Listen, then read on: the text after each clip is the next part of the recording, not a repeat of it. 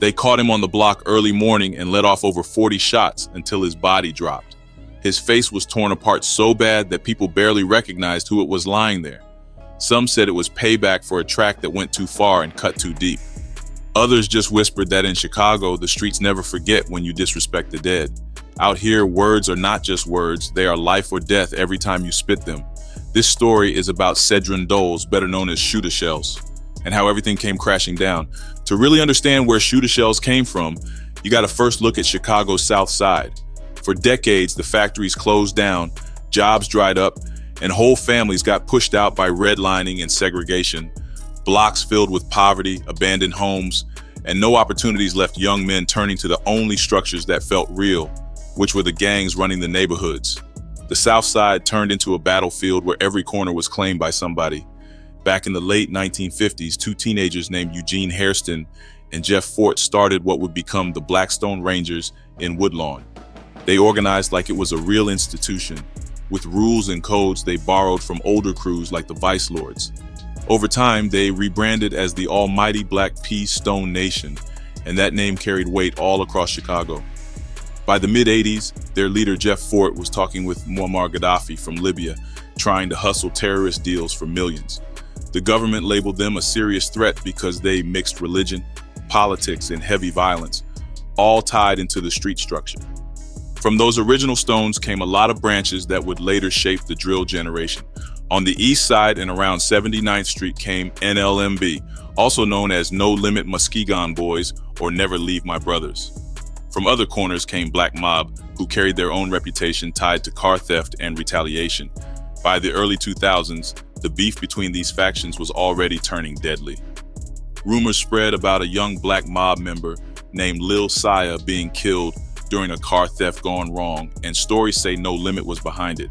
That only poured fuel on the fire and brought years of gunplay between the two sides. This was the world that raised ShootaShellz. He learned quick that the block was teaching lessons faster than any classroom. Every young dude had to pick up on who was family, who was a rival, and what words you better not say when crossing another side. By the early 2010, a new sound was shaking the city, and it was drill. In Chicago, the word drill always meant shooting, and that energy became the soundtrack of the South Side. The beats were cold, heavy, and built on dark melodies, while the rappers delivered raw stories about surviving their blocks. When Chief Keef dropped I Don't Like in 2012, it blew the doors wide open. A teenager from the hood with a viral video showed that drill could make local kids into worldwide stars overnight. Drill was different because it blurred lines between real life and music. Rappers were not just talking about violence in general, they were naming their dead rivals and putting enemies on tracks. The more raw and reckless you sounded, the more people online paid attention. It became a twisted form of clout chasing, where mentioning names of the deceased could boost your rep, but also paint a target on your back. Social media gave drill a megaphone. Instead of beefs staying on one block, now disses could spread across Twitter, Facebook, and YouTube in seconds. A song recorded in someone's bedroom could reach the rivals' phones before the day was over. That made every diss way more dangerous because it wasn't just local gossip anymore. It was public humiliation on a big stage. Cops and the feds were watching it all unfold. Law enforcement started pulling lyrics and videos into court cases, saying they showed evidence of threats and gang affiliation. For artists, that meant their words could bring police heat just as much as street retaliation. This was the climate ShootaShellz was stepping into. He would pick up a mic, say the names directly, and carry that beef into the booth. For him, the music was not separate from the war, it was another way of fighting it. Cedron Doles was born on September 10, 1995, in Chicago's Humboldt Park neighborhood. He came up in an area known for poverty, drugs, and constant gang presence. Families struggled to hold on, schools lacked resources, and police patrolled heavy across those blocks. For a young kid, daily life meant walking past abandoned houses and hearing gunshots echo at night. People close to him said he grew up tough, but carried natural talent in music. By his teenage years, he started calling himself ShootaShellz. That name was built to sound raw and dangerous, exactly how the streets respected a young rapper. Shellz wasn't chasing polished industry sounds. He was chasing recognition from his block first. Online blogs mentioned his family had already faced loss, saying his brother Hakeem died in gang violence. Mainstream sources never confirmed it, but the name Hakeem keeps coming up in user-generated sites. Whether the details were exact or not, losing close blood in Chicago shaped the young man deeply. That type of pain became fuel inside his music later. Shells dropped early tracks like Real Ones, which picked up attention locally. The sound wasn't studio polished, but it hit hard in the neighborhood. His delivery came with a gravel tone, heavy energy, and no attempt to water things down. People could feel it wasn't an act because he was living inside the stories he told. Affiliation with Black Mob followed naturally because he grew up around that circle. Black Mob carried a rep tied to stolen cars and street retaliation, and Shells represented that in his lyrics. He wasn't the type to chase flashy chains or industry styling. Instead, he leaned into an aggressive street image. That edge made him stand out even when bigger artists were rising across the city. By the time 2016 rolled around, Shells already had a name buzzing inside drill circles. He was seen as outspoken, raw, and never afraid to name rivals directly. That reputation was both his greatest strength and his biggest weakness. To understand why Shells' words cut so deep, you have to know about G Herbo and NLMB. G Herbo, once called Lil Herb, came out of No Limit territory around 79th Street, known in the city as Terrortown. NLMB stood for Never Leave My Brothers, and the crew treated that name as real family. In April 2010, Faison Robinson, better known as G Fazo, was killed at age 18. He was shot near 79th and Escanaba Avenue, and his death crushed the NLMB circle. In 2011, a memorial barbecue for Fazo was hit by gunfire, with 5 people wounded as they gathered. His memory lived on because friends renamed their neighborhood Fazoland, and the name stuck. When G Herbo released his first mixtape, Welcome to Fazoland, in 2014, it was more than music. He was telling the story of his neighborhood while keeping his best friend alive in sound. That mixtape cover and lyrics were filled with Fazo's name and influence. It turned personal pain into public recognition and brought Herbo major attention. Another loss came in 2013 when Jacoby Herring, known as Kobe, was murdered after leaving a late-night party. He was 21, and the shooting happened just blocks from his home on the south side. G Herbo felt it directly, and the pain turned into another tribute project. His 2015 tape, Balling Like I'm Kobe, showed him kneeling by Kobe's grave on the cover. Every track carried his friend's memory, and fans felt the grief through the music. Herbo's projects turned those tragedies into memorials, making sure the dead were never forgotten. For NLMB, those names, Fazo and Kobe, were sacred and untouchable. They were reminders of loyalty, brotherhood, and the pain of surviving Chicago's streets. ShootaShellz knew all this, and yet he still chose to mention those very names. Months before his death, he mocked Fazo and Kobe in his diss track, directly disrespecting NLMB's fallen brothers. That move turned his music into something much more dangerous because it wasn't just rap anymore. For NLMB, it sounded like straight disrespect to the graves of their closest friends. Herbo turned grief into legacy and built national respect through memorial tapes. Shells turned those same names into fuel for beef, building notoriety, but also putting himself in the crosshairs. That decision would eventually push the tension past music, dragging him deeper into the war already spinning on those streets. The feud between Black Mob and NLMB had roots stretching back years, and the streets carried the history like scars. People talked about how it started with stolen cars, since car thefts were the hustle that gave Black Mob their early name. Rumors say Black Mob members Fats and Lil Saya boosted whips, sold them off, and built a rep off that grind. When Lil Saya was killed during a car deal gone bad, some believed NLMB was responsible, and the beef deepened. Territory played a big role too, with both crews claiming space around the south side. NLMB ran out of 79th Street in Terrortown, while Black Mob operated nearby, and overlapping blocks brought constant clashes. When young men from the same city live blocks apart but represent different sets, one bad move can start a war. The early 2010s saw blood spill that cemented the hatred. In April 2010, Faison G Fazo Robinson, a beloved NLMB figure, was killed at just 18 years old. That loss turned into an entire movement. because NLMB renamed their neighborhood Fazoland. His death burned into the memory of everyone who lived through that summer. In February 2012, Jamal "Rock" Harris was shot and killed while inside a store on East 79th Street. Gregory Glindsey, 61 years old, died outside in the same attack, and 5 teenagers caught bullets during the chaos.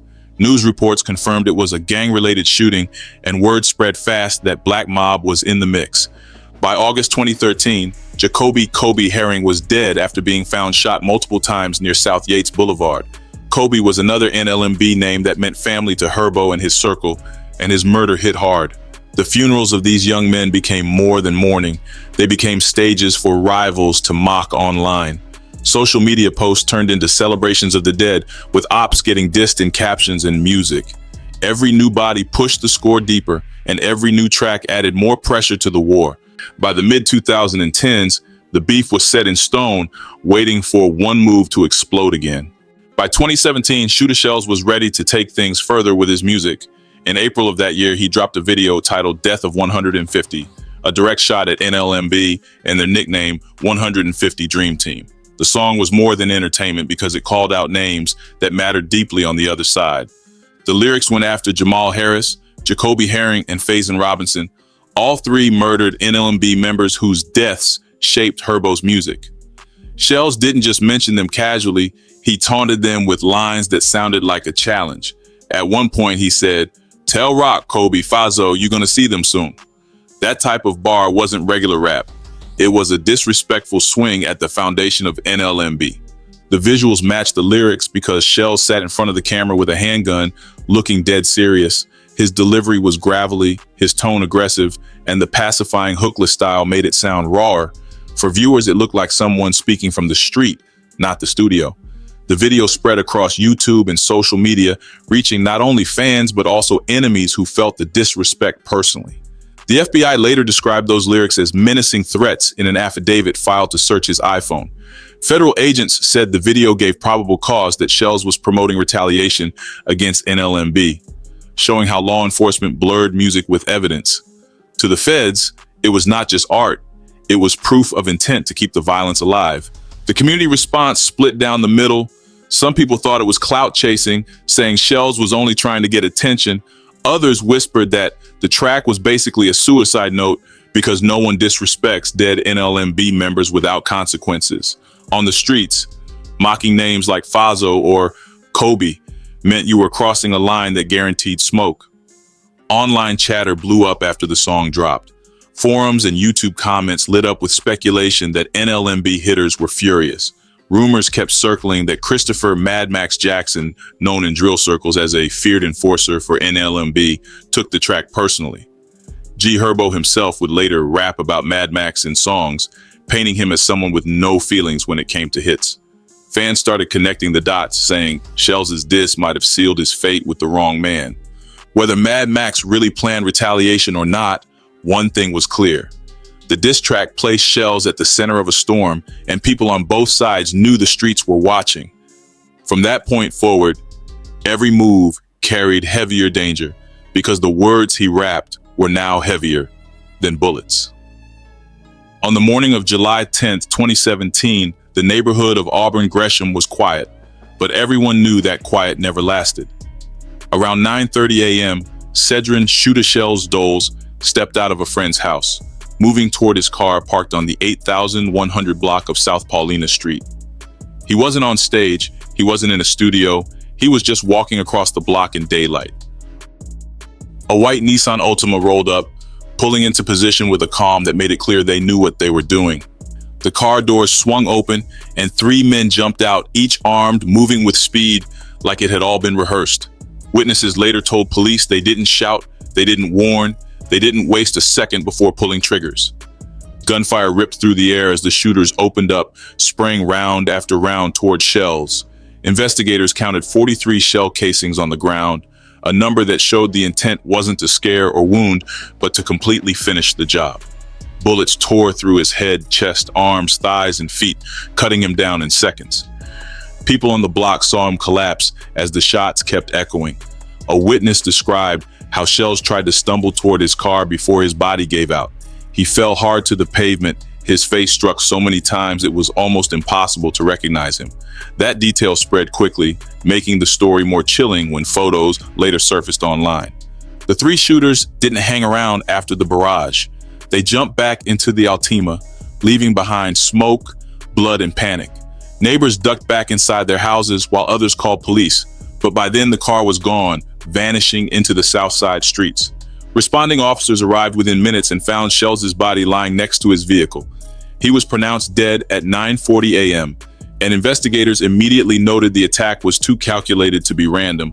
A white Nissan Altima with three armed men showing up in the morning wasn't coincidence, it was a planned ambush.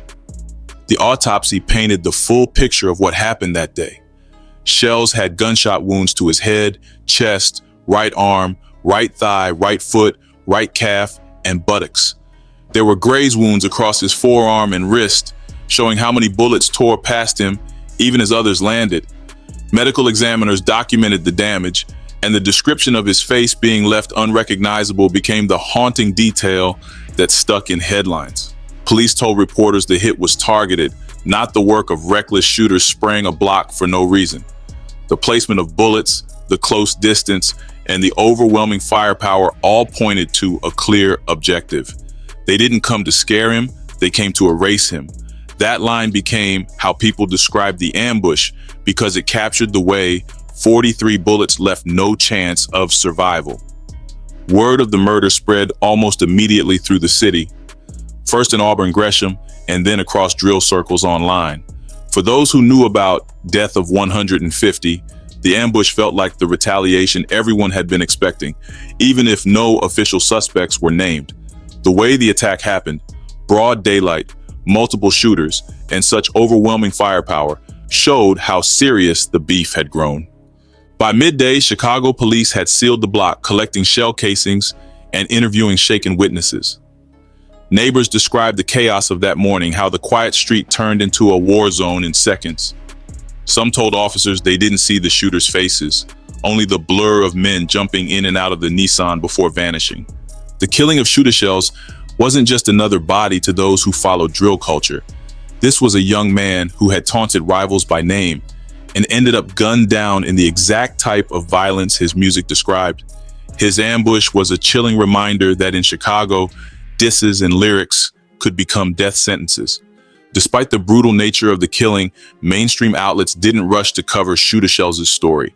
For the first few days, coverage came mainly from hip-hop blogs and smaller news sites. CollegeKid.com reported that he was shot multiple times while walking to his car and confirmed he was pronounced dead at the scene. Hip-hop lately also covered it, focusing on how he was best known for diss tracks aimed at G Herbo. XXL magazine later picked up the story, noting that Shellz was hit several times in the face and body. They highlighted how photos of his body began circulating online, fueling the phrase that his face was left unrecognizable. That detail became the most repeated part of the story, overshadowing even the fact that more than 40 bullets had been fired. Online reaction was immediate and loud, especially across YouTube, Twitter, and drill forums. Some fans expressed shock that Shellz had really been taken out after dropping such a direct diss track. Others posted memes and mocking comments, a reflection of how Chicago's drill culture often turned tragedy into viral content. The internet blurred the line between mourning and ridicule, and Shellz's death became another case for outsiders to analyze. Circulating images of his body fueled more chatter. The photos leaked quickly, showing him lifeless on the pavement, and those visuals spread faster than official news reports. For some viewers, the images were proof of how violent the streets had become. For others, they were just more content in an endless cycle of Chicago drill drama. The limited mainstream coverage made the story feel underground, even though the violence was headline-level brutal. While local outlets eventually acknowledged it, the narrative was carried mostly by blogs and hip-hop-focused media. By the time bigger publications mentioned it, the online community had already dissected the killing, pointed fingers, and tied it back to death of 150. What stayed consistent was how the headline framed it. Every site used the phrase about his face being unrecognizable, and that became the lasting way people described his murder. It reduced a 21-year-old artist to a shocking image, capturing how drill tragedies were often remembered more for gore than music. After the murder, federal investigators joined Chicago police to piece together what happened because the scale of the attack raised too many questions. The FBI filed affidavits later that year explaining why they wanted access to ShootaShellz' iPhone found at the scene. They said the video, Death of 150, contained menacing threats toward NLMB, specifically Jamal Harris, Jacoby Herring, and Faison Robinson, and they needed to see if messages or calls tied him to other plots. Special Agent Ian Hellenius wrote that the shooting looked like a targeted effort, not some random act of violence. The affidavit included details from the autopsy, describing bullet wounds across his head, chest, thigh, arms, and even his feet. Graze wounds stretched across his wrist and forearm, showing the amount of gunfire he tried to avoid. Law enforcement believed the sheer number of rounds proved the killers came only for him and wanted no mistakes. Still, despite all the evidence, no one was ever charged, and the case has stayed unsolved officially. On the streets, though, rumors filled the silence left by the police. Forums, YouTube comments, and blogs all pointed toward Christopher Mad Max Jackson, a feared NLMB figure known for putting in work. User-generated wikis even listed Shellz as one of more than a dozen alleged victims tied to Max. G Herbo fueled the legend when he rapped about Max being on so many hits that he had no feelings left. Fans connected lyrics with the killing, deciding the diss had brought down Mad Max's wrath. Mad Max himself would later be shot in August 2018 and died a month later in September. Reports said he was ambushed leaving an apartment building and identified a rival named Hell Rel before passing. The rumor cycle tied him to Shellz' death even more tightly, creating a myth where one feared hitter took out another loudmouth rapper before meeting his own end. None of that was ever confirmed by investigators, but in drill culture, stories become history if repeated enough times. Other rumors claimed Black Mob insiders might have been behind the hit. Some posts said Shellz fell out with his people over stolen car money, while others suggested disloyalty. None of those stories had credible backing, and the evidence pointed closer to retaliation by rivals. Still, once gossip spread, people believed different versions, proving how drill stories always grow larger than the facts. ShootaShellz' killing turned into another lesson about drill and clout. His diss track brought attention, but it also brought danger that he could never escape. In Chicago, naming dead rivals was a game of Russian roulette, and sooner or later the chamber spun back around. Some said he died chasing views, while others saw him as someone who simply spoke his truth too recklessly. Either way, the streets proved unforgiving when his body was left on South Paulina Street. The broader conversation also looked at how police treated drill music. Prosecutors across the country started using rap lyrics as evidence in trials, arguing they showed intent or confession. Civil rights groups pushed back, saying no other genre gets criminalized for its art. In Shellz' case, the FBI never claimed he murdered anyone, but they still used his lyrics as justification to dig through his phone. For many, that showed the blurred line between entertainment and criminal evidence. Mainstream media framed his death with the same language, focusing on the gore and the fact his face was left unrecognizable. The music often took a back seat in those stories, with outlets chasing shock value over deeper context. His family stayed mostly quiet, only surfacing in scattered blog mentions that showed their grief. Activists reminded people that Shellz was just one of 13 people shot in Chicago that same July day. The cycle of gunfire didn't pause after his death, because the city kept losing young lives to the same type of ambushes. In the drill scene, his death raised awareness about the risks of calling out names. Some rappers slowed down on direct disses, but others doubled down, using tragedy as proof of authenticity. Within a few years, King Von and FBG Duck would also be gone, showing the violence hadn't stopped. Meanwhile, artists like Polo G and Lil Durk found ways to evolve, keeping drill alive without always relying on mocking the dead. Shellz' legacy lives mostly in Death of 150, the very track that put the target on his back. It remains online with millions of views, both celebrated and condemned, a piece of drill history carved into Chicago's memory.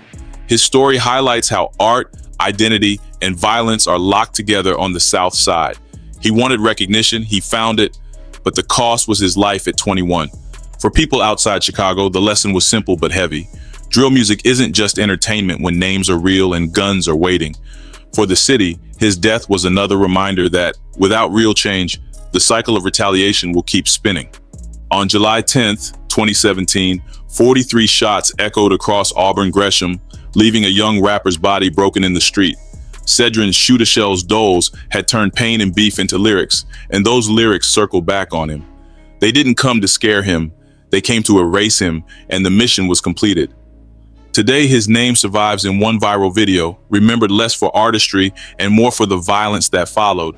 Some see him as reckless, some see him as real, but either way, his story became part of drill history. Out here, words are not just words, they are life or death, and ShootaShellz proved that truth the hardest way possible.